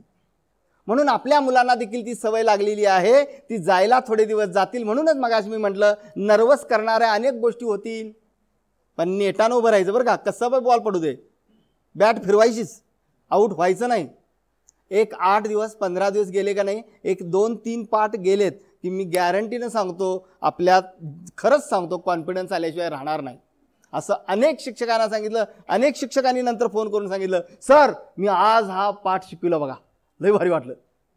काय काय वाटलं? काय काय सांगतात म्हणतात ते, मग बरंच सांगतात. सांगण्याचा उद्देश, आपल्यापैकी बरेच जण हे करत असतील. विशेषतः स्कॉलरशिपला शिकवणारे, शिष्यवृत्तीला शिकवणारे जे शिक्षक शिक्षिका बंधू भगिनी आहेत ते तर हेच करतात, पण त्यांना माहीत नाही की हाच आपला ज्ञानरचना. काय झालंय त्या ज्ञानरचनाला की नाही, त्या पुस्तकात बंदिस्त झालंय, ते तात्विक झालंय फार. थेरॉटिकल झालंय सगळं. ते इतकं सोपं आहे हो, प्रॅक्टिकल आहे, इतकं प्रॅक्टिकल आहे. अहो त्या खेडला, चिपळूण तालुक्यामध्ये खेडला बीएडचे प्रशिक्षणार्थी, डीएडचे प्रशिक्षणार्थी प्रत्यक्ष आता 3 तालुक्यातले, मंडणगड, खेड आणि कुठला तर चिपळूण तालुका, ह्या 3 तालुक्यातले प्राथमिक शिक्षक, आता एक प्रत्येक शाळेतला 1 माध्यमिक शिक्षक 1, असे जवळ 750 लोक होते. काय सकाळी 11:30 वाजल्यापासून 4 वाजेपर्यंत मी एकटाच बडबडत होतो बरं का. नंतर त्यांचे गट कार्य वगैरे करून घेतलं. मोठ्या कार्यशाळेमध्ये मी तसं करून घेतो, कारण नुसतंच बोलून जायचं नाही. प्रॅक्टिकली प्रूव्ह देखील करायला पाहिजे ना, त्यांना ते कळलं पाहिजे, अरे होय होतंय, असं बी होतंय, हा अनुभव यायला पाहिजे ना त्यांना. तर तसं केलं. ते तुम्हाला सांगतो आणि सगळ्यांनी नंबर घेतले आणि जवळजवळ एक 8-15 दिवसांनी सतत त्यांचे फोन असे यायला लागले, सर मी एक पाठ असा घेतला, तसा झाला, मस्त झाला वगैरे वगैरे. आणि नंतर फोन यायला लागले, सर हा पाठ घेणार आहे, हा कसा करू, असा घेतला तर चालेल का, तसा घेतला तर चालेल का. सांगण्याचा उद्देश असा, वर्गात असं वातावरण तयार करा. मुलांचे फोन ह्यासाठी येतात का नाही बघा. आज आपल्याला मुलांचे फोन येत नाहीत. आम्ही म्हणतो विचार रे, मला शंका विचार रे, विचारत नाही. आपण त्याला विचारायची सवय लावा. नाही विचारलं तर विचारा. मुलांनी विचारायला पाहिजे. तुम्ही बघा आपल्या मुलाच्या बाबतीत असं होते का नाही, तुला समजलं नाही, सरांना विचारायला पाहिजे होतंस तू, म्हटला का नाही तुम्ही मुलांना, आपल्या पाल्यांना, आपल्या स्वतःच्या म्हटलात की नाही. तसं ते व्हायला पाहिजे. तशी शाळेत शिक्षकांनी ती सवय लावायला पाहिजे. हा आहे ज्ञान रचनावाद, हे आहे अध्यापन कौशल्य. शेवटची 5 मिनिटं राहिलेली आहेत. 5 कृती लिहून देतो, तेवढ्या लिहून घ्या सगळ्यांनी. याआधी 10 वर्षांनी, मी मगाशी म्हटलं 5 वर्षांनी पुस्तकं बदलत आली, पाठ्यक्रम बदलत आला, बरोबर. अभ्यासक्रम हा फार कमी वेळा बदलला. आता 2022ला, मगाशी मी म्हटलं 2005ला एक अभ्यासक्रम बदलला होता. 2013ला पुन्हा पुनर्रचित अभ्यासक्रम आला, माहिती आहे ना. 13 नंतर आता किती वर्ष झाली हो, मोजा की. 8 वर्षे. 8 वर्षात पुन्हा अभ्यासक्रम बदलायची पाळी आली आपल्याला, कळलं का. याच्यामध्ये ज्ञान रचनावाद तर पाठ सोडणार नाहीच आहे, कळलं. हा ज्ञान रचनावाद तर आहेच, पण त्याशिवाय मी आत्तापर्यंत ती गोष्ट आणली नव्हती आपल्या चर्चेला. पण अध्यापनात तंत्रज्ञानाचा वापर असल्याशिवाय अध्यापन करायचं नाहीच. कारण तंत्रज्ञान हे मानवी जीवनाचं एक अतिशय अपरिहार्य अंग आता बनलेलं आहे, कळलं की नाही. अरुणिमा सिन्हाचा पाठ आहे की नाही सर. अरुणिमा सिन्हा, 10वीला अरुणिमा सिन्हा म्हणून एक पाठ आहे. वाचला नसेल तर सगळ्यांनी वाचा. गोष्ट अरुणिमाची नावाचा. मी सर कसा घेतो माहिती आहे, तो वर्गात जातो, स्मार्ट TV आहे वर्गात, अरुणिमा सिन्हाची हे लावतो. यूट्यूबला आहे, तुम्ही एक काम करा, यूट्यूबला अरुणिमा सिन्हा असं टाईप करा, बघा ऐका. तर ती स्वतः बोलते अरुणिमा सिन्हा, आणि मी वर्गात मागं फक्त असा हात बांधून बसतो, कळलं की नाही. सगळी मुलं पिक्चर म्हणून बघत बसतात हो. असलं लय आकर्षण मुलांना, त्याचाच वापर आपण करून घ्यायचा. झालं. त्यानंतर मी उठतो, पुढे येतो. ते 20 मिनिटाचं आहे मला वाटते, 20-22 मिनिटाचं. त्यानंतर मी येतो, मी मनात एक 4-5 प्रश्न तयार केलेले असतात, ते प्रश्न फळ्यावर लिहितो, तोंडातनं शब्द काढत नाही, आणि सांगतो उद्या येताना उत्तर याची लिहून आणा. पाठ संपला. अहो मी काय शिकवणार, अरुणिमा स्वतः शिकवते पाठ, कळलं की नाही. अशा प्रकारे तंत्रज्ञानाचा वापर देखील आपल्याला युक्तीद्वारे करून घेता येतो. ठीक आहे, ओके. तर ते त्याच्यात आहे. हां, पहिल्यांदा इरॅक हा शब्द कुणी ऐकला का. इरॅक, ERAC लिहून घ्या. ERAC, इरॅक. ह्या शब्दाचं हे फोड देतो याची. E for experience. E for, इंग्रजी शब्द आहे म्हणून इंग्रजी बोलालो. ई फॉर एक्सपिरियन्स, मराठीमध्ये अर्थ त्याचा लिहून घ्याच. अनुभव रचणे. अनुभव रचणे, मी हे मुद्दाम लिहून आणले म्हणजे सांगताना देखील इकडे तिकडे काय व्हायला नको म्हणून. अनुभव रचणे भरभर लिहा बरं का. कंसात मेंदूला आव्हानात्मक. मेंदूला आव्हानात्मक, ह्यातल्या अनुभव ह्या शब्दाला अंडरलाईन करा. आता खाली आर. आर फॉर रिफ्लेक्शन, चिंतन करणे. कंसात लिहा. रचलेल्या अनुभवावर आकलनाची रचना होऊन, रचलेल्या अनुभवावर आकलनाची रचना होऊन ज्ञानाकडे जाणे. आकलनाची रचना होऊन ज्ञानाकडे जाणे. पुढचा शब्द ए. जरा भरभर सांगतोय बरं का. A for application. अर्थ उपयोजन. मराठी शब्द उपयोजन. कंसात लिहा. आकलन पक्के होणे.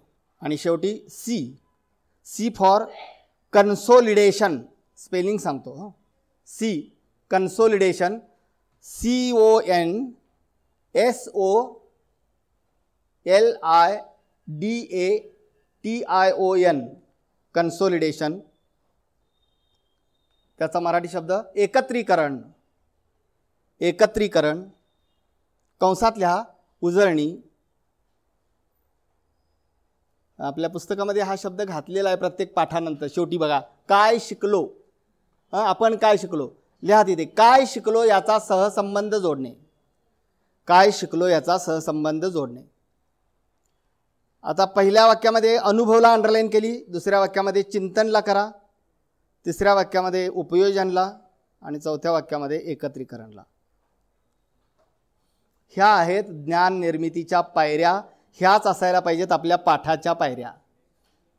पाठाचं टाचन करताना इंग्लिश शिक्षकांना ह्या बाबतीत किती ते 7E ना, कोणाला माहिती आहे का? 7E 7E आहेत त्यांचे पाठाच्या पायऱ्या. पाठाच्या टाचनामध्ये आपण मराठीचे शिक्षक, कुठल्याही विषयाचे शिक्षक पाठाचं टाचन करताना किमान ह्या पायऱ्या लक्षात ठेवायच्या. ERAC. ओके. आता जरा नजर टाका. अनुभव आपण द्यायचा, अनुभव निर्मिती करायची. चिंतन कोण करणार? कुणी? मुलांनी. उपयोजन मुलांना करायला लावायचं, तसे आपण संधी द्यायच्या तशा. आणि मग एकत्रीकरण होईल, म्हणजे त्या चुकलं माकलं सगळं वगैरे वगैरे, आणि मग ताई दादा तयार होतं आपोआपच. कळलं ना? ओके. आता कृती क्रमांक 1. कृती क्रमांक 1, शब्दांचा डोंगर तयार करणे. शब्दांचा डोंगर तयार करणे. अशा कृती माझ्यापेक्षा, मी ह्या 5 प्रातिनिधिक स्वरूपात देतोय बरं का. विशेषतः प्राथमिक शिक्षकांनी ह्यापेक्षा भरपूर केले असतील, वापरले असतील वर्गात बरं का. शब्दांचा डोंगर तयार करणे. असं करा, थोडक्यात लिहा. विद्यार्थ्यांचे 4 गट, खाली घ्या. विद्यार्थ्यांचे 4 गट डॅश, फळ्यावर एक शब्द लिहावा.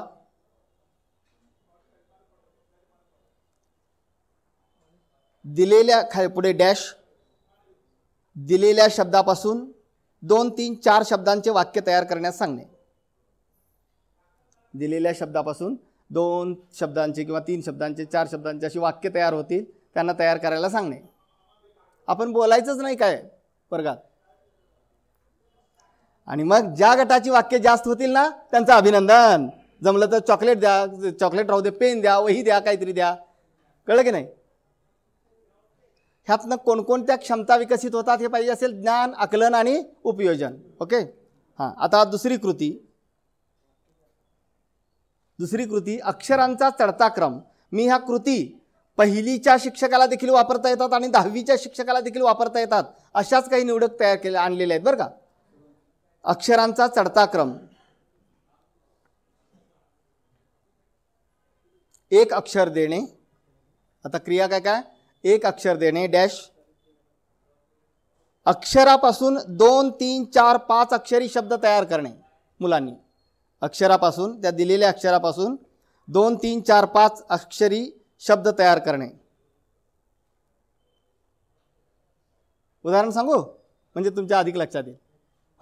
उदाहरण मी फळ्यावर लिहिलं, हे बघा. आता कृतीच दाखवतो करून तुम्हाला. कसं बघा, मी वर्गात आलो आणि काय केलं? म लिहिलं. म काय लिहिलं? म. आणि मुलांच्याकडे बघत राहिलो.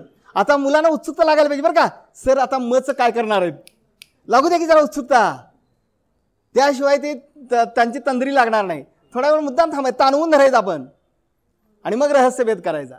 रहस्यभेद जेव्हा होतो ना, त्यावेळेला आपल्या तोंडातनं देखील उद्गार काय पडतो? काय चायला वगैरे म्हणतो की नाही आपण, तसं क्या बात आहे तसं. मग मुलांना सांगायचं, हे बघा मन सुरू होणारे शब्द लिहा. मग लिहितील. 2 अक्षरी लिहा पहिल्यांदा म्हणायचं, 3 अक्षरी लिहा. मका, माय, माता, मायाळू, मग ममता वगैरे वगैरे, असं जे बरंचसं काय असेल हे असे शब्द तयार करायला लावायचे. ओके. पुढं तिसरी कृती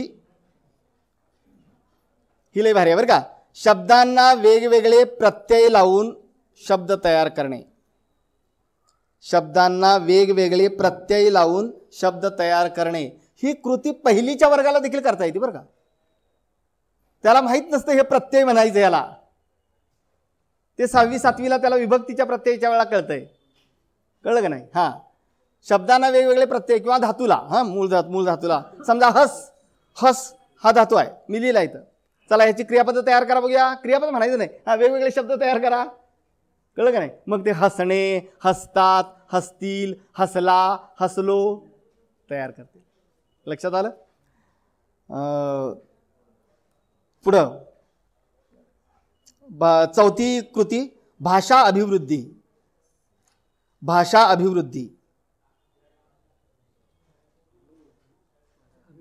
अभिवृद्धी, भाषा अभिवृद्धी. हां, अभिवृद्धी, भाषेचा विकास, मुलाच्या भाषेचा विकास. एक शब्द देणे, एक शब्द देणे, त्यातील अक्षरापासून अनेक शब्द, अर्थपूर्ण शब्द तयार करणे. त्यातील अक्षरापासून अनेक अर्थपूर्ण शब्द तयार करणे. शिष्यवृत्तीला ही कृती असते. 9वीला मला वाटते तर आहेच आहे, 9वी 10वीला आहेच आहे. हां, 10वीला आहे. अहमदनगर असा शब्द, बारामती, कणकवली असे शब्द द्यायचे. आणि त्यातल्या मोठ्या मुलात पहिल्यांदा ट्राय करायचं असेल तर अहमदनगर द्या, सोपा द्या जरा आधी. मग त्याच्यावरने शब्द तयार करा, तो तयार करेल. अहमद, मदन, नग, गर, रग वगैरे वगैरे. हां, आणि पाचवी कृती निबंध. मी असा प्रयोग केलेला आहे बरं का, म्हणून तुम्हाला सांगतो. आणि तो 100% सक्सेस झालाय सर. बऱ्याच वेळेला अहो तुम्हाला सांगू काय, परवा ओतारी साहेबांनी माझा निबंधाचा पाठ पाहिला. मग परवा आले होते तर आमच्या शाळेत म्हणले की नाही, पवार साहेबांनी एक बघितला आणि त्यांनी एक बघितला. ते म्हणले मला पण बघायचं म्हणले. आणि निबंधाचा पाठ पाहिला. 10वीच्या वर्गावर मी घेत होतो. मी कुठलाही निबंध मुलांना शिकवायला, मला वाटतं कोजिमच्या लोकांनी माझं ते लेक्चर पण ऐकलं असेल, कुठलाही निबंध लिहायला शिकवत नाही. प्रदूषण एक समस्या, बोर्डाला प्रश्न विचारला जातो निबंधाला. का बोर्डाला माहीत नाही वे प्रदूषण एक समस्या येते? मग काय विचारलं? मुलाला पण माहिती आहे हे, पण बोर्डाला माहिती आहे. 10वीच्या मुलाला प्रदूषण एक समस्या हे माहिती आहे, बोर्डाला माहिती आहे. मग काय विचारलं? त्याला माहिती आहे, पण तो मांडतो कसं हे बघण्यासाठी बोर्डानं विचारलंय ते. म्हणजे ह्यातली मूळ उद्देश लक्षात घ्या त्या कृतीमागचा. ते आपल्याला शिकवायला पाहिजे. आपण ते शिकवत नाही, आपण मुद्दे देतो प्रदूषण एक समस्येचे. म्हणून पोरग माझी आईवर निबंध लिहून आण म्हटलं का नाही, सर मुद्दे द्या म्हणतंय. अरे तुझी आई, मी मुद्दे देण्यापेक्षा तू मुद्दे काढ, ते सक्सेस होणार आहेत. आपण निबंध कसा लिहायचा हे शिकवत नाही, निबंधात काय लिहायचं हे शिकवतो. म्हणून तपासताना देखील ह्याचा विचार व्हायला पाहिजे. निबंध कसा लिहिला, त्यात मटेरियल कमी असू दे, आईचे 2च गुण सांगितले असतील, पण त्यानं कसे मांडलेत हे फार महत्त्वाचं आहे. मी काय केलं सांगतो. वर्गात गेलो, आई असा शब्द लिहिला. संकल्पना प्राप्ती प्रतिमान नावाचं एक प्रतिमान आहे.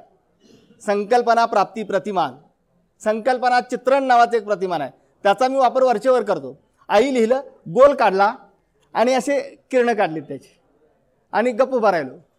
मुलांना विचार करू दिला आणि नंतर सांगितलं, चला उठा, खडू घ्या, लिहा पुढं. सर काय लिहायचं? मला काय माहिती, लिह की. सांगायचं नाही हा, हे लिहा. चाकोरी पाडून द्यायची नाही, हे लक्षात घ्या. एक चित्रकलेचे शिक्षक मुलांना सांगतात का एक चित्र काढा, निसर्ग चित्र, झाड, फांदी, कावळा त्याच्यात यायला पाहिजे. पोरग काढते हो, झाड, फांदी, कावळा काढते. कावळा काळाच काढते, बरोबर का नाही? झाड बुंदा तपकिरीच काढणार, पानं हिरवीच काढणार, बरोबर का नाही? सावली काळीच काढणार जर सांगितलं तर. एका मुलाने हिरवी काढली, एका मुलानं कुठली काढली?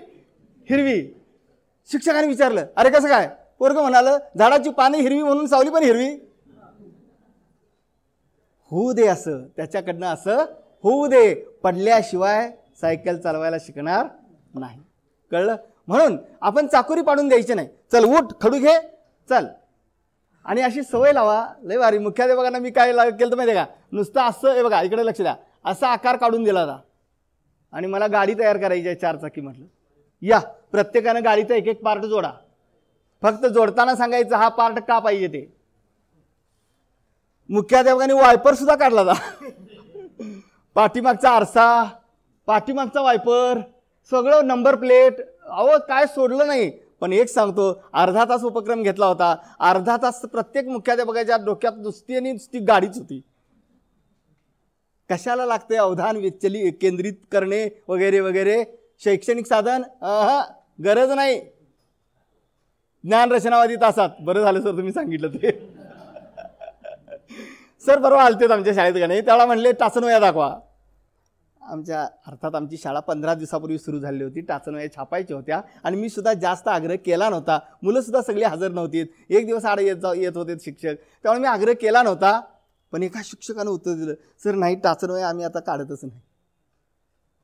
मग ज्यावेळेला शेवटी मनोगत व्यक्त करायचं होतं त्यावेळेला मी ज्यावेळेला बोललो ना, त्यावेळेला म्हटलं की सर आमच्या सगळ्या शाळांमध्ये टाचनवया काढायच्या नाहीत ह्या परिपत्रकातलं अर्ध सत्य स्वीकारलं, पूर्ण सत्य स्वीकारलं नाही. टाचनवया काढायचे नाहीत. होय काढायचे नाहीत, आम्ही काढणार नाही. होय पण का विचार केलाय? जो शिक्षक वर्गात ज्ञान रचनावादी पाठ घेत असेल त्यानं टाचनवया काढायच्या नाहीत. बोला आता का सांगू? ज्ञान रचनावादी कसं असतंय, चाकोरीतनं पाणी सोडलं, बांध फोडला तुम्ही, पाणी आलं, येताना अगदी बरोबर स्ट्रेट येते का असं वेडेवाकडे येते? वेडेवाकडे येते का नाही? का सरळ येते? असं येते ना. तसं प्रत्येक मुली इकडनं तिकडं इकडं असा विचार करत जाणार. त्यामुळे आपण टाचनामध्ये आधीच कसं गृहीत धरणार हो, शिक्षक कृती आणि विद्यार्थी कृती नाही. पण त्या शिक्षकानं पूर्वतयारी चांगली करायची असते. मगाशीच मी सांगितलं, म्हणून टाचनवया नाही. कळलं? ओके. तर मी असं उभा राहिलो आणि त्या मुलांनी आई त्यावर लिहिलं. एका मुलाने लिहिलं माया, एका मुलाने लिहिलं प्रेम, एका मुलाने लिहिलं कष्ट, एका मुलानं लिहिलं माझ्या शिक्षणाकडे लक्ष, एका मुलानं लिहिलं मला आंघोळ घालते, एका मुलानं लिहिलं वगैरे वगैरे वगैरे सगळं असं लिहिलं. आणि मग मी मुलांना सांगितलं चला ह्या प्रत्येक शब्दाचे एक एक वाक्य तयार करा, पुढची कृती.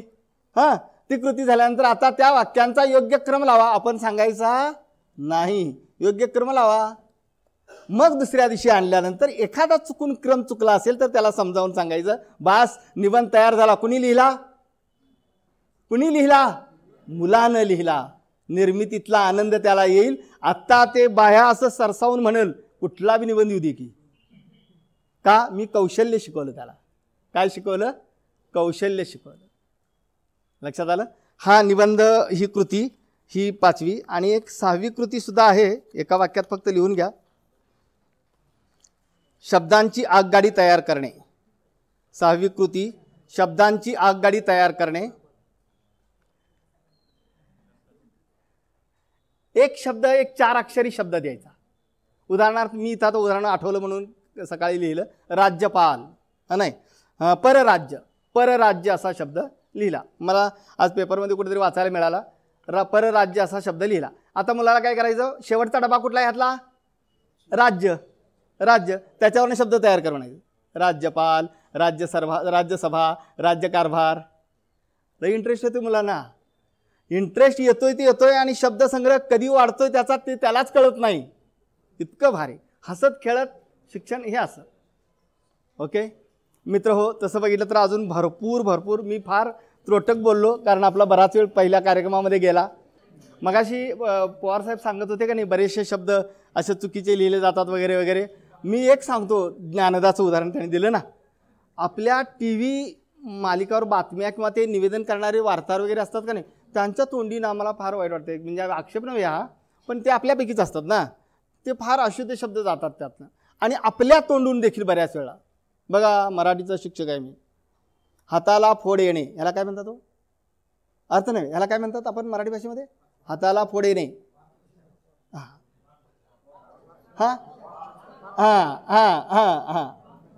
लक्षात आलं का? मला काय म्हणायचं आहे, कळलं आपल्याला? न कळतपणे अशुद्ध उच्चार जातात आपल्याकडं आणि मुलांच्या समोर आपण तसंच म्हणतो. पोरगं पण तेच म्हणते, वाक्यप्रचार. मी 10वीच्या वर्गात गृहपाठाच्या वहीत अनुक्रमणिका काढायला मुलाला सांगितली, असे रकाने करा आणि वरती शब्द चुकतोय म्हणून मी लिहून दिला अनुक्रमणिका. पोरगं उठलं, हुशार पोरगं होते आणि तो पण आता प्राथमिक शिक्षकच झालाय बरं का करवीरमध्ये. तो म्हणला, सर क्र तसं का काढलंय? मी कसं काढत होतो माहिती आहे? क्र आणि इकडं असं काढत होतो. त्या मुलाने विचारलं, सर क्र तसं नाही, पुस्तकात क्र असं आहे बघा. मित्रांनो, त्या दिवसापासून मी आजपर्यंत क्र कधी चुकलो नाही. अशा नकळत चुका होतात ह्या आणि ते मुलं मात्र हेरतात बरोबर. त्यांच्यावर परिणाम होतो तो. परस्थिती कधी नाही, परिस्थिती, राज्याची परिस्थिती अशी आहे. परिस्थिती, त्यामध्ये र ला वेलांटी दुसरी का तिसरी पहिली? हा, शारीरिक. मग शब्द घेतला सरांनी, काय करायचं सांगतो. सरांनी प्रश्न विचारला त्याचा हे सांगतो तुम्हाला. केंद्रीय, मूळ शब्द इथं जायचं, शेवटी पहिल्यांदा जायचं मूळ शब्दाकडे. बघा मूळ शब्द काय? केंद्र. केंद्र, हा, त्याला प्रत्यय कोणता लागला? ईय. ईय प्रत्यय लागतो त्यावेळेला वेलांटी दुसरी, आणि इक इथं प्रत्यय लागतो त्यावेळेला वेलांटी पहिली. म्हणून केंद्रीय. आणि ह्याही पेक्षा सोपं हे सांगतो, मंदिरच्या बाबतीत आता काय करायचं? प्रत्यय लागला नाही, आपण उच्चार सरळ करायचा. मंदिर. काय म्हणायचं? मंदिर. अनुस्वारवाचक शब्द पहिल्यांदा, अक्षर पहिल्यांदा आल्यामुळं त्याच्या पुढचा शब्द हा दीर्घ होतो. मवर जोर आला ना, त्यामुळे दीवर जातो. मंदिर. मंदिर, मंदिर असं म्हणतो. काय म्हणता ना आपण कधी? की या शुद्धलेखनाच्या नियमांना काही अपवाद आहेत. ते कशामुळे झालेत माहिती आहे अपवाद सर? बोलण्याच्या पद्धतीमुळे. जरा इकडे बघा ना, आपण पारंपरिक असं म्हणत होतो माहिती आहे पूर्वी म्हणत होतो, आठवते का? पारंपरिक. कितीतरी वर्षे आपण तो शब्द योग्यच म्हणत होतो. नंतर आपल्याला लक्षात आलं मूळ शब्द परंपरा आणि इक प्रत्यय लागतो, त्यामुळे प ला काही प्रश्न येत नाही, पारंपरिक असं यायला पाहिजे. बोलण्यामुळं, उच्चारामुळं भाषा बदलत जाते आणि भाषा प्रवाही आहे, कळलं का? आणि त्यामुळे हे संदर्भ देखील व्याकरणातले काही बदलत जाणार आणि व्हायला पाहिजेत. त्यामुळे व्याकरणाचं पुस्तक हे दररोज अपडेट करत राहायला पाहिजे. मी शेवटी एक म्हणेन की हा चाललेला उपक्रम आहे, हा एक दिवसाचा अजिबात राहू नये. पंचायत समिती भुदरगडची योजना आहे असं अजिबात, म्हणजे पंचायत समितीची योजना आहे असं म्हणू नका. ती माझी योजना आहे, माझ्या वर्गातली. आणि दुसरं असं, हा ज्ञान रचनावाद माझा स्वार्थ साधण्यासाठी मी कसा वापरेन? माझा स्वार्थ म्हणजे कुठल्या दृष्टीने म्हटलं लक्षात आलं? मी चैतन्यदायी, आनंददायी कसा राहीन यासाठी. या पद्धतीनं आपण सर्वांनी त्याचं उपयोजन करावं. आपल्या सर्वांना ज्ञान रचनावाद म्हणजेच अध्यापन कौशल्य कळलं असं मी गृहीत धरतो. जर काही कळलं नसेल तर आपण जरूर मला कधी फोन करू शकता. आपल्या तालुक्यामध्ये बरेच शिक्षक आमचे कोजिमचे आहेत, त्यांच्याकडे माझा फोन नंबर आहे. माननीय मॅडम आहेत, त्यांचं तरी नेहमी बऱ्याच वेळा आदानप्रदान चालू असतं ग्रुपवर. असं म्हणजे एवढ्या त्या व्यापातून त्यांचं शिक्षिका म्हणून जे आहे ना, ते अजून त्यांनी ते सोडलेलं नाही आणि सोडणार नाहीत. पण तर असं आदानप्रदान जेवढं होईल ना, तेवढं आपल्याला देखील आनंद मिळत राहतो. आपला वर्ग, आपली शाळा नेहमी जिवंत राहण्याचं एक चांगलं माध्यम म्हणजे ज्ञान रचनावादी शाळा. फरशा रंगवून, भिंती रंगवून फक्त ज्ञान रचनावादी शाळा होत नाही.